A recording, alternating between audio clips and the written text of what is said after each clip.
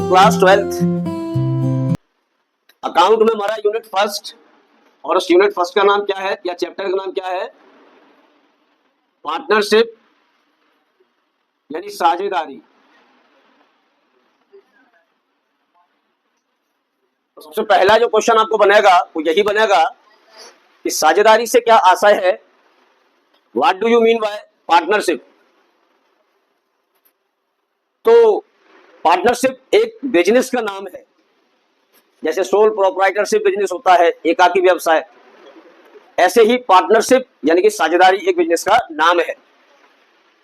तो sole proprietorship या soul tradership यानी कि एकाकी व्यवसाय में क्या होता है कि बिजनेस में पैसा लगाने वाला, बिजनेस में कैपिटल को लगाने वाला तो कोई एक ही व्यक्ति होता है। वो एक ही व्यक्ति बिजनेस के सारे काम करता है, और एक ही व्यक्ति बिजनेस में जो भी प्रॉफिट हो रहा है वो उस एक ही व्यक्ति का है, और अगर लॉस हो रहा है तो वो भी एक ही व्यक्ति का है। तो ऐसे बिजनेस को तुम क्या कहते हैं? सोल प्रोप्राइटरशिप या फिर सोल ट्रेडरशिप यानी कि एकाकी व्यवसाय। जैसे मेरा ये बिजनेस है मान लो, तो इसमें पैसा मैंने ही लगाया है यानी एक पर्सन ने, यहाँ के सारे काम भी मैं ही करता हूं यानी कि एक ही पर्सन करता है, जितना प्रॉफिट होता है वो भी मेरा है, और इनकेस अगर लॉस होता है वो भी मुझे ही सहन करना पड़ता है। तो ये सोल ट्रेडरशिप बिजनेस है यानी कि सोल प्रोप्राइटरशिप या एकाकी व्यापार, एकाकी व्यवसाय है। तो पहले हमारे यहाँ ज्यादातर सोल प्रोप्राइटरशिप बिजनेस ही चला करते थे, आज भी चलते हैं।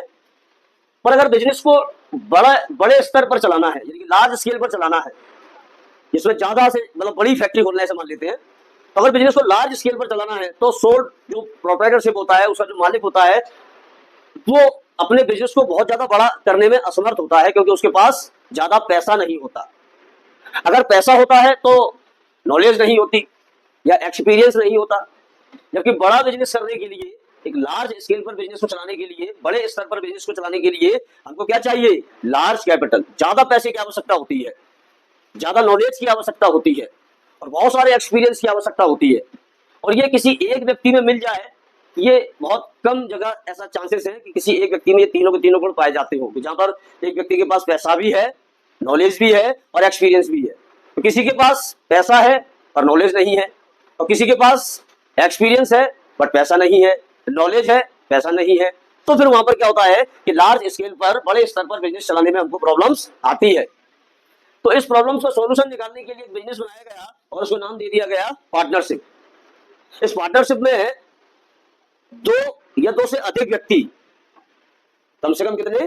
दो या दो से अधिक व्यक्ति आपस में मिलकर के किसी भी एक बिजनेस को, या इसके दो कि एक लीगल बिजनेस को सामूहिक रूप से, ग्रुप वाइज करने के लिए, उस बिजनेस को करने के लिए एग्री हो जाते हैं, सहमत हो जाते हैं, और उस बिजनेस में होने वाले प्रॉफिट्स को किसी भी एक सर्टेन रेशियो, किसी भी एक निश्चित अनुपात में बांट लेते हैं। तो उसे हम लोग क्या कहते हैं? पार्टनरशिप कहते हैं, साझेदारी कहते हैं। ठीक है ना? तो जैसे मैं एक एग्जांपल ले रहा हूं छोटा सा, कि कोई तीन व्यक्ति है और ये तीनों व्यक्ति आपस में मिलकर के काम करना चाहते हैं। ये कोई भी एक बिजनेस करना चाहते हैं, जो भी बिजनेस आप समझ सकते हो, XYZ कोई भी, मान लो ये टीवी का शोरूम खोलना चाहते हैं, टीवी बेचेंगे, शोरूम या फैक्ट्री खोलना चाहते हैं XYZ। तो इन्होंने तीनों ने मिलकर के क्या किया कि एक बिजनेस को खोला, और उसमें इन्होंने क्या किया? अपने अपने हिस्से की कुछ पैसा भी लगाया, मींस कैपिटल भी लगाई। मान लो इन्हें 30,000 रुपए लगा दिए, बी ने 20,000 रुपए लगाए और सी ने 10,000 रुपए लगाए, और उन्होंने बिजनेस स्टार्ट किया। और ये बिजनेस कैसा है? लीगल बिजनेस है, वैधानिक व्यवसाय है। लीगल और इलीगल दो तरह के काम होते हैं, वैधानिक और अवैधानिक। तो लीगल यानी कि वैधानिक व्यवसाय या वैधानिक जो एक्टिविटी है वो होती है जिन्हें लॉ, गवर्नमेंट परमिशन देती है, आप ये काम करो, आपको कोई रोकेगा टोकेगा नहीं, वो लीगल है। ठीक? कोई भी सब्जी बेचने वाला अगर सब्जी बेच रहा है, फल बेचने वाला फल बेच रहा है, जनरल स्टोर उसने खोला है और वो चला रहा है, तो क्या ये इलीगल है? नंबर 2 के काम है क्या? इलीगल में सारे नंबर 2 के काम आते, चोरी करना, डकैती डालना, स्मगलिंग करना, ब्लैक मार्केटिंग करना, ठीक, मर्डर करना, ये सारे काम इलीगल हैं और कानून मना करता है, लॉ कहता है कि आप इस काम को नहीं कर सकते, अगर आप पकड़े गए आपको सजा होगी, जेल होगी। ठीक, तो बिजनेस कैसा होना चाहिए? लीगल बिजनेस होना चाहिए। और इन तीनों ने यह भी डिसाइड किया है कि इस बिजनेस में जितना भी प्रॉफिट होगा उसे हम किसी न किसी एक निश्चित अनुपात में बांट लेंगे। ये कोई भी अनुपात हो सकता है, जैसे कि मैंने यहाँ 3:1 ले लिया, 4:3 भी हो सकता है, कुछ भी हो सकता है, बराबर बराबर भी हो सकता है। और जब अगर कभी बराबर बराबर की बात आती है कि पार्टनर्स अपने प्रॉफिट को या लॉस को या कोई भी पैसा अगर डिस्ट्रीब्यूट करते हैं और इक्वली यानी कि बराबर बराबर बांटते हैं, तो उसका मतलब क्या हो जाता है? 1:1:1, बराबर बराबर बांट देंगे। कैसे बांटेंगे वो मैं बाद में बता दूंगा। तो इस बिजनेस को हम लोग क्या बोलेंगे?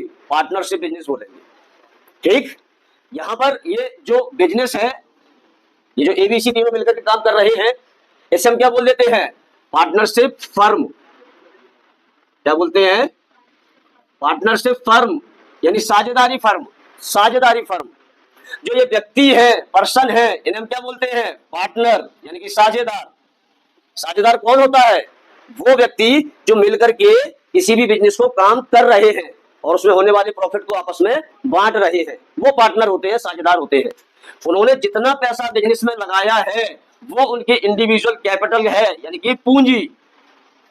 अगर मैं कहता हूं कि ए ने कितना पैसा लगाया है, अर्थात ए की कैपिटल कितनी है? 30,000, बी की कैपिटल कितनी है? 20,000, और सी की कैपिटल कितनी है? और अगर हम कहते हैं कि मान लो पूरे फर्म की कैपिटल कितनी है, तो इनको ऐड कर देना है। ए ने कितना पैसा लगाया, बी ने कितना पैसा लगाया, सी ने कितना पैसा लगाया, अगर हम इसको जोड़ देते हैं तो जो 60,000 रुपीज आ रहा है, ये आपके क्या कहलाएगी? फर्म की कैपिटल कहलाएगी। क्या यहां तक कहानी समझ में आ रही है? तो ये आपका क्या हुआ? पार्टनरशिप किसे कहते हैं? साझेदारी। जैसे कि मैं आपको बुक्स में पढ़ करके बता रहा हूं कि जब दो या दो से अधिक व्यक्ति, शब्दों पर थोड़ा ध्यान देना, ठीक, बुक में पढ़ेंगे तो डेफिनेशन तो ऑटोमेटिकली याद होगी। जब दो या दो से अधिक व्यक्ति किसी भी एग्रीमेंट, किसी भी समझौते के अनुसार एक लीगल बिजनेस यानी कि वैधानिक व्यापार को चलाने के लिए ग्रुप वाइज सामूहिक रूप से तैयार हो जाते हैं और उसमें कैपिटल यानी कि पूंजी लगाते हैं, एबिलिटी अपनी योग्यता लगाते हैं, और श्रम यानी मेहनत करते हैं, और उसके परिणाम स्वरूप, उसके रिजल्ट में जो प्रॉफिट होता है या लॉस होता है उसको आपस में बांट लेते हैं, उसको डिस्ट्रीब्यूट कर लेते हैं, उसका विभाजन कर लेते हैं, जिसे हम क्या कहते हैं? साझेदारी कहते हैं। हमारे देश में यानी कि इंडिया में जो पार्टनरशिप बिजनेस है, इसके लिए द इंडियन पार्टनरशिप एक्ट 1932 के द्वारा यह चलाया जाता है। इसके द्वारा इंडियन पार्टनरशिप एक्ट 1932 यानी कि भारतीय साझेदारी अधिनियम, ये एक्ट क्या होता है यानी कि अधिनियम क्या होता है? हर बिजनेस के जितने भी मान लो बिजनेस हमारे यहाँ चलते हैं, उन बिजनेस के लिए गवर्नमेंट ने कुछ रूल्स बनाए हैं, कुछ नियम बनाए हैं, कुछ बाउंड्रीज बनाई है कि आपको इन रूल्स के अकॉर्डिंग ही काम करना है। बिजनेस में अगर कभी कोई प्रॉब्लम्स आती है तो आप इस एक्ट में लिखे हुए नियम को देख सकते हो और उसके अकॉर्डिंग काम कर सकते हो। कुछ नहीं होता, सिंपल एक बुक है, ठीक, और इस बुक के ऊपर यहां लिख दिया गया है इंडियन पार्टनरशिप एक्ट 1932। क्लियर? अब इसके अंदर जब आप खोलोगे तो जब पार्टनरशिप का एक्ट है तो पार्टनरशिप से रिलेटेड इन फ्यूचर में जितने भी पार्टनर्स को या बिजनेस को जो भी प्रॉब्लम्स आने वाली है, उन प्रॉब्लम्स का सॉल्यूशन कहां लिखा हुआ है?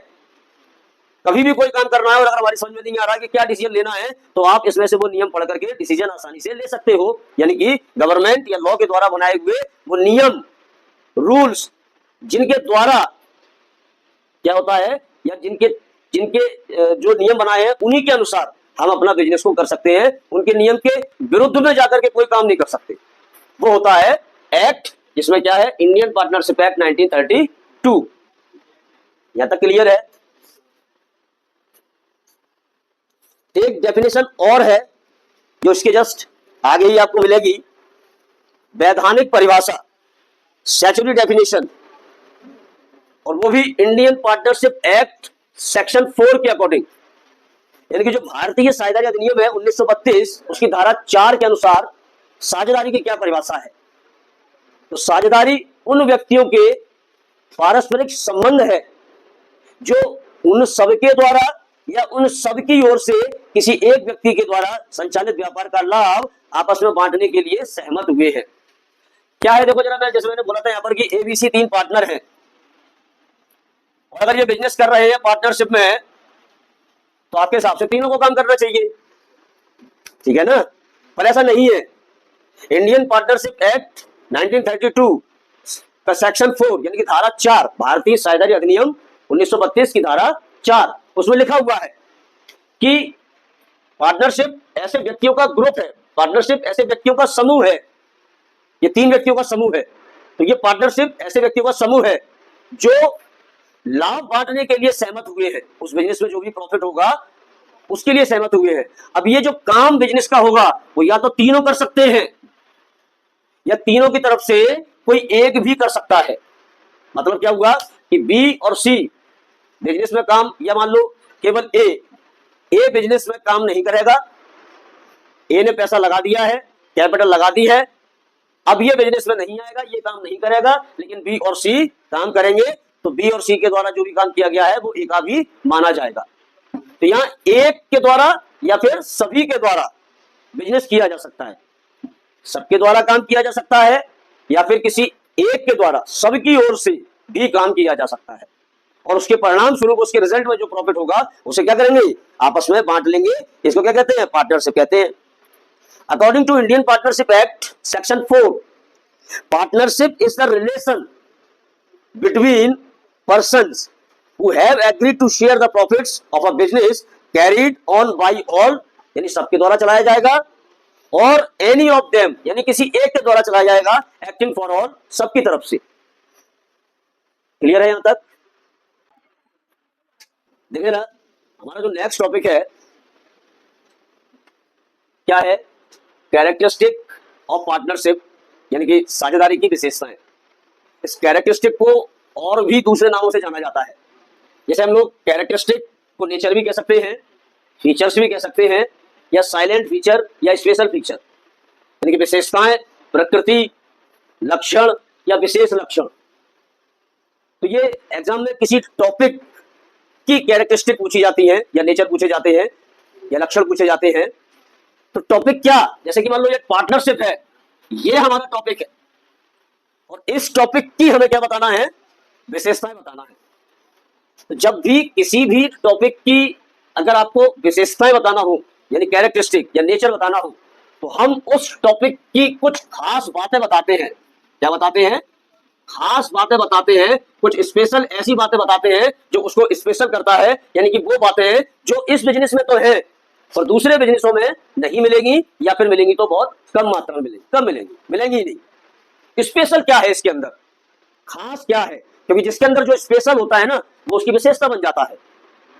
कोई व्यक्ति है जो, मान लो यहाँ 50 व्यक्ति बैठे हैं, तो 50 में से 49 जो पर्सन है वो झूठ बोलते ही नहीं है, पर कोई एक व्यक्ति है जो हर बात पर झूठ बोलता है, तो ये उसकी विशेषता है, उसका नेचर है कि साहब वो तो झूठ बोलता ही है, उसकी बातों का भरोसा मत करो, ये तो उसकी विशेषता है। अगर यहाँ कोई ऐसा कोई लड़का बैठा है जो इन सभी में से कोई भी झगड़ा नहीं करता, कोई भी गलत काम नहीं करता, लेकिन वो एक लड़का ऐसा है, मान लो 100 लड़के बैठे हैं, अब इन 100 में से 99 यानी कि 99 लड़के क्या करते हैं, सिर्फ पढ़ाई में ध्यान देते हैं, बाकी एक लड़का ऐसा है कि हर बात पर झगड़ जाता है, बात पर लड़ाई करता है, तो उसका नेचर, उसका स्वभाव ही है कि वो झगड़ालू है।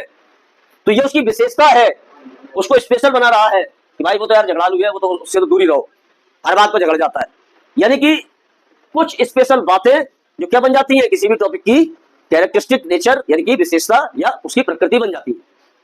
कोई बहुत ईमानदार होता है, ये उसका नेचर है, उसकी विशेषता है ये। कोई बहुत ही ज्यादा बेईमान है, घर वालों को भी बेच खा रहा है, तो ये उसकी विशेषता है, कुछ स्पेशल है, बाकी सब लोग ऐसा नहीं करते ना। तो यार भैया पार्टनरशिप की विशेषता क्या है, सबसे पहले तो आपको 4 हेडिंग टॉप मोस्ट याद करना है। ठीक, मैंने आपको पहले बताया था कि जितने भी जो क्वेश्चंस हैं जिनमें हेडिंग है, तो सबसे पहले आपको वो हेडिंग ऐसे घोट मारनी है। अगर आपको कोई सोते में भी पूछ लेना तो आप बता दो, कभी भी पूछ ले तो आप कह सकते हो कि हाँ इसकी ये 4 हेडिंग है। पहली विशेषता क्या है, देखो 2 और मोर देन 2 पर्सन। पहली विशेषता क्या है, 2 या 2 से अधिक व्यक्तियों का होना। तो पार्टनरशिप की एक खास बात है, ये खास बातें बता रहा हूं मैं, खास बातें मैंने लिखा है यहाँ पर, खास बातें। तो पार्टनरशिप यानी साझेदारी की एक खास बात है कि इस बिजनेस के अंदर कम से कम 2 व्यक्ति होना आवश्यक है। ठीक, ज्यादा से ज्यादा यानी मैक्सिमम नंबर कितने होंगे पार्टनरशिप में, अधिकतम ज्यादा से ज्यादा मैक्सिमम पार्टनर्स कितने हो सकते हैं, तो उसमें जो पार्टनरशिप एक्ट है हमारा, इंडियन पार्टनरशिप एक्ट 1932, उसमें कुछ भी नहीं लिखा। लेकिन जो आपका इंडियन कंपनी एक्ट बनाया था 1956, भारतीय कंपनी अधिनियम, तो उस कंपनी अधिनियम 2013, आप 1956 क्या लिखोगे 2013, क्योंकि यहाँ चेंज किया गया था। भारतीय कंपनी अधिनियम 2013 का जो सेक्शन है, उसकी धारा है 464 और उसका कॉलम कितना है, पहला। उसके अनुसार पार्टनरशिप फर्म में मैक्सिमम पार्टनर्स 100 हो सकते हैं, 100 हो सकते हैं। लेकिन कंपनी का जो नियम है, उस कंपनी के नियम के अनुसार, यानी जो 2014 में चेंज किया गया, उसके अनुसार ये 2013 में कितना था 100, लेकिन फिर 2014 में चेंज करके उसको कितना कर दिया गया, 50 तक लिमिट कर दी गई, 50 सीमित कर दी गई, कम से कम 2, ज्यादा से ज्यादा 50। तो वर्तमान में, प्रेजेंट टाइम में यही एक मैक्सिमम लिमिट है जो कि मानी जाती है कि एक साझेदारी फर्म में, एक पार्टनरशिप फर्म में कम से कम 2 व्यक्ति और ज्यादा से ज्यादा 50 व्यक्ति हो सकते हैं। यहां तक कहानी समझ आ रही है। तो पहली खास बात यानी पहली विशेषता या नेचर या फीचर, 2 और मोर देन 2 पर्सन, 2 या 2 से अधिक व्यक्ति। तो साझेदारी फर्म में, पार्टनरशिप फर्म में कम से कम 2 व्यक्ति का होना बहुत आवश्यक है।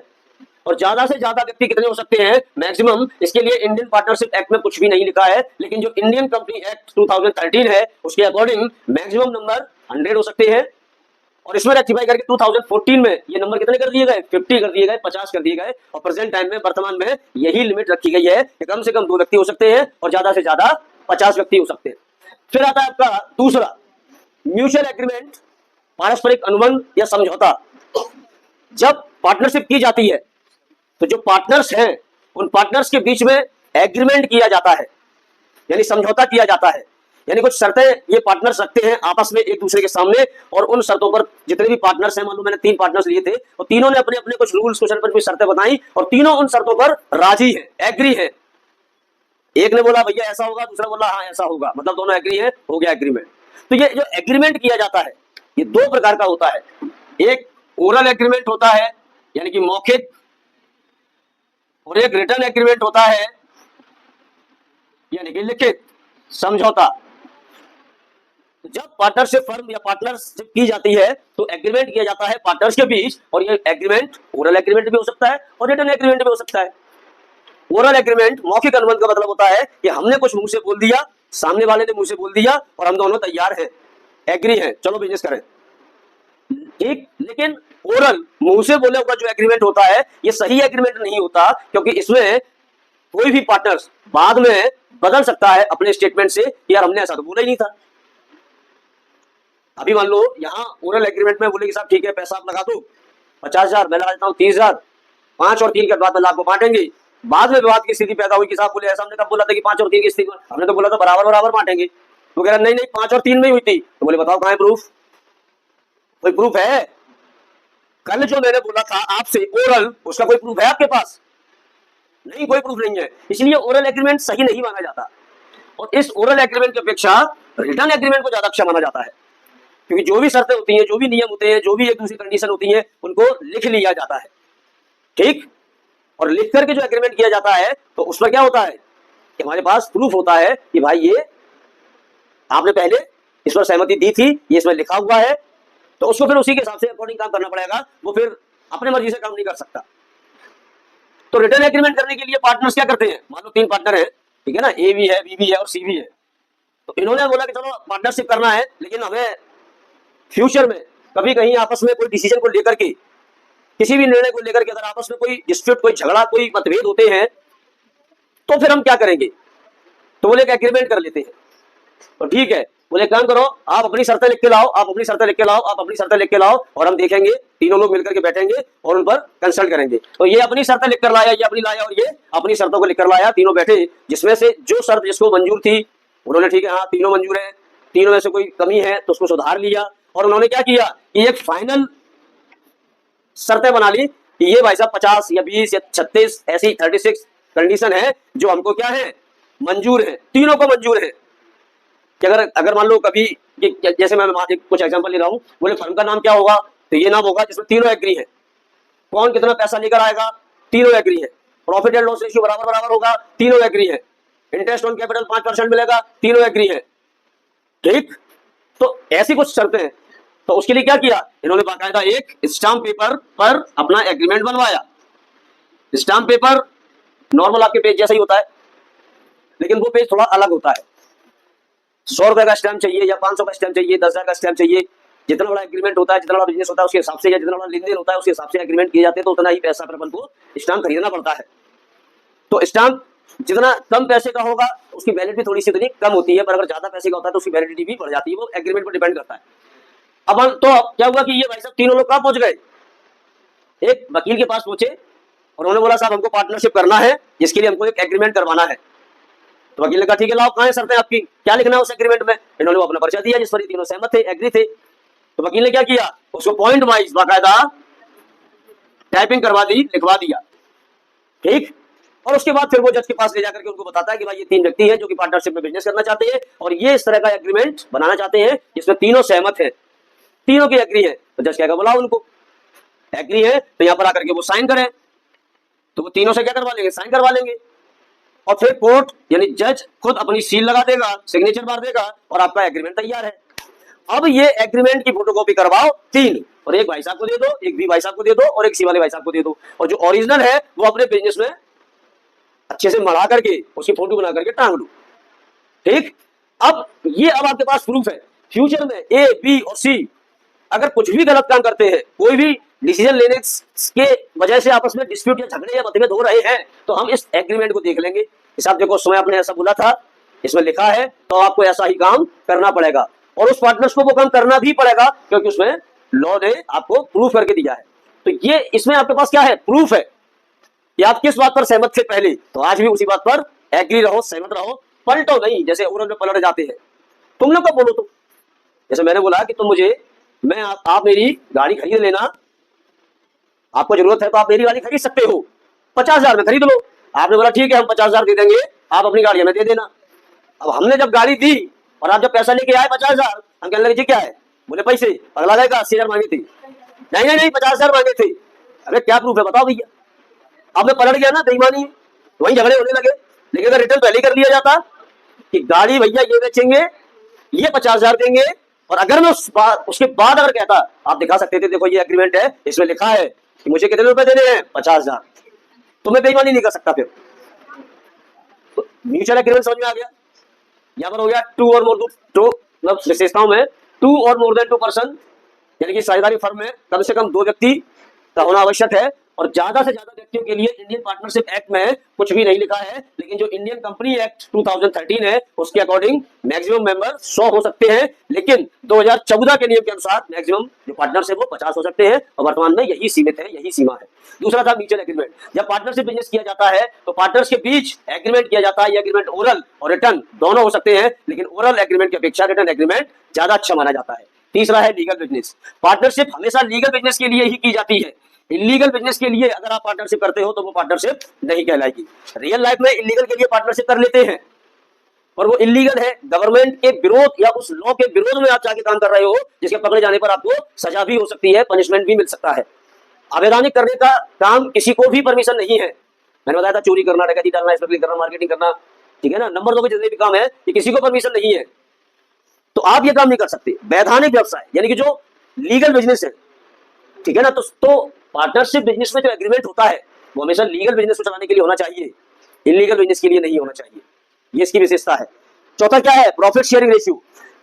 पार्टनर्स जब बिजनेस करते हैं तो उनका ऑब्जेक्ट क्या होता है, लाभ कमाना और उसको आपस में बांटना। पार्टनरशिप बिजनेस कर रहे हैं तो उन पार्टनर्स का ऑब्जेक्ट क्या है, उद्देश्य क्या है, लाभ कमाओ और कमा करके आपस में बांटो। फर्म के द्वारा जो भी लाभ कमाया गया है या कोई हानि हुई है तो वो पार्टनर्स में पहले से ही एक निश्चित, एक सर्टेन रेशियो, एक निश्चित अनुपात में डिस्ट्रीब्यूट कर दिया जाता है, बांट दिया जाता है। लेकिन अगर बिजनेस में प्रॉफिट हो रहा है और उस प्रॉफिट्स को पार्टनर्स के बीच में बांटा नहीं जा रहा है तो फिर हम उसको पार्टनरशिप ऑर्गेनाइजेशन कह ही नहीं सकते। यानी कि प्रॉफिट एंड लॉस रेशियो का होना बहुत आवश्यक है। अगर प्रॉफिट एंड लॉस रेशियो नहीं है, यानी कि आप प्रॉफिट्स को नहीं बांट रहे हो, तो वो पार्टनरशिप है ही नहीं। क्या यहां तक कहानी समझ में आ रही है? तो ये आपके 4 पॉइंट हो गए। इसमें इतना ही लिखना है, यही किताब में लिखा है, यही मैं आंसर में बना करके दूंगा। आपको क्या करना है, अच्छे से इसको याद करना है। क्या है 4 पॉइंट? नॉर्मल, यही याद हो जाना चाहिए मेरे भाई। पहला क्या, 2 और मोर देन 2 पर्सन, 2 या 2 से अधिक व्यक्ति का होना। म्यूचुअल एग्रीमेंट, पारस्परिक संबंध या पारस्परिक अनुबंध, पारस्परिक समझौता। तीसरा, लीगल बिजनेस यानी कि वैधानिक व्यवसाय। और चौथा, प्रॉफिट एंड लॉस रेशियो, लाभ विभाजन अनुपात। यहां तक कहानी समझ में आ रही है? और एक क्वेश्चन आता है कि what do you mean by partnership deed? नया टॉपिक, सरल टॉपिक, सुनते ही याद हो जाएगा। जैसे दवाई लेते ही आराम होता है, तो सुनते ही याद हो जाएगा। तो सुनो, जो मैंने आपको बताया था कि जब पार्टनरशिप डीड पार्टनरशिप की जाती है या पार्टनरशिप बिजनेस किया जाता है तो एक एग्रीमेंट किया जाता है, रिटन एग्रीमेंट। वो रिटन एग्रीमेंट क्या है? एक डॉक्यूमेंट है, एक प्रपत्र है जिसको कागज पर लिखा हुआ है। तो वो जो रिटन एग्रीमेंट है उसी को ही हम क्या बोलते हैं? पार्टनरशिप डीड बोलते हैं। उस डॉक्यूमेंट में क्या लिखा होता है कि उस पार्टनरशिप में जितने भी पार्टनर्स हैं उनके क्या क्या राइट्स होंगे, उनके क्या अधिकार होंगे, उनकी क्या क्या रिस्पॉन्सिबिलिटी, क्या क्या लायबिलिटीज होंगे, उनके दायित्व क्या क्या होंगे, उन्हें क्या क्या काम करना है और कौन कौन से काम नहीं करना है, उनकी लिमिटेशन, उनकी सीमाएं भी लिखी होगी। ये तो इसे हम लोग क्या बोलते हैं? Partnership deed. ये पार्टनरशिप डीड पार्टनर्स को बिजनेस में काम करने के लिए गाइडलाइंस यानी मार्गदर्शन का काम करते हैं। ठीक, साझेदारी संलेख, जिसे साझेदारी समझौता या अनुबंध भी कहा जाता है, एक ऐसा प्रपत्र यानी डॉक्यूमेंट है जिसमें व्यवसाय में यानी बिजनेस को ऑपरेट करने वाली, संचालित करने वाली सभी जो पक्षकार हैं यानी पार्टनर्स और भी जो है उनके अधिकार और दायित्वों का विस्तार से वर्णन होता है, इन डिटेल में। ये लॉ के द्वारा, कानून के द्वारा फोर्स में लाया जाता है, कानून के द्वारा लागू किया जाता है। और इसमें सभी पार्टनर्स को, ऑल पार्टनर्स को बिजनेस को चलाने के लिए ये एक गाइडलाइंस, एक मार्गदर्शन का काम करता है। इसी को हम लोग क्या कहते हैं? Partnership deed. और इस पार्टनरशिप डीड में यानी जो एग्रीमेंट हुआ है उसमें बहुत सारे कुछ पॉइंट्स लिखे जाते हैं, जैसे हम लोग बोलते हैं main content of partnership deed, यानी साझेदारी संलेख में लिखी जाने वाली मुख्य बातें। कुछ बातें लिखी हैं पार्टनरशिप डीड में, साझेदारी संलेख में बहुत सारी यानी कुछ बातें लिखी हैं। तो वो कौन कौन सी बातें हैं जो लिखी जाती हैं, इसे हम लोग क्या करेंगे? अगले वीडियो में समझेंगे।